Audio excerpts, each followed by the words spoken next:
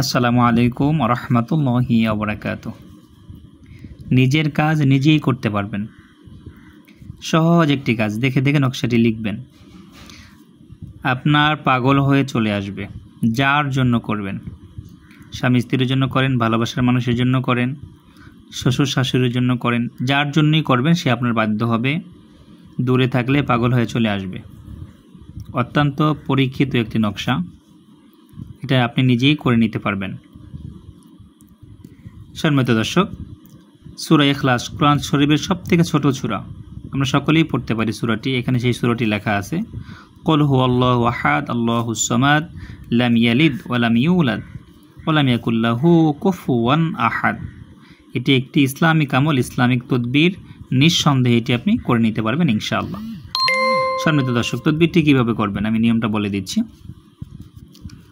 আপনি যাকে বাধ্য করতে চান তার জন্য আমলটি তদবিরটি করবেন। শুক্রবার দিন, সোমবার দিন অথবা বুধবার দিন কাজটি করবেন। ফজরের নামাজের পরে করবেন অথবা আসরের নামাজের পরে করবেন। তদবিরটি শুরুর আগে 2 রাকাত নফল নামাজ পড়ে নেবেন। যায় নামাজে বসে নকশাটি লিখবেন। যদি সম্ভব হয় লাল কালি দিয়ে লিখবেন, কালো কালি দিয়ে লিখলেও ইনশাআল্লাহ হবে। নকশার নিচে এখানে দেখেন, অমুকের ছেলে অমুককে, অমুকের মেয়ে অমুকের পাগল করে দাও। এখানে ছেলের নাম, বাবার নাম, প্রথমে ছেলের বাবার নাম, তারপর ছেলের নাম, অমুকের জায়গাগুলোতে নামগুলো লিখতে হবে। যার জন্য করেন, মেয়ের জন্য করলে মেয়ের মায়ের নাম লিখবেন, অমুকের জায়গায় মেয়ের নাম লিখবেন। ছেলের জন্য করলে ছেলের নাম লিখবেন, ছেলের বাবার নাম লিখবেন। এইভাবে সুন্দর করে লিখবেন। লিখে 3টি নকশা লিখবেন। 3টি নকশা লিখে একটি নকশা আপনার সাথে ব্যবহার করবেন।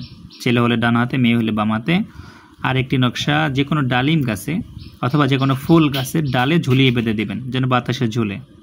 আর একটি নকশা আপনি কোনো একটি ফাঁকা জায়গায়, খেলার মাঠ এরকম একটা জায়গা অথবা 3 রাস্তার মাঝখানে গেড়ে দিবেন, অথবা ফাঁকা মাঠে গর্ত করে গেড়ে দিবেন।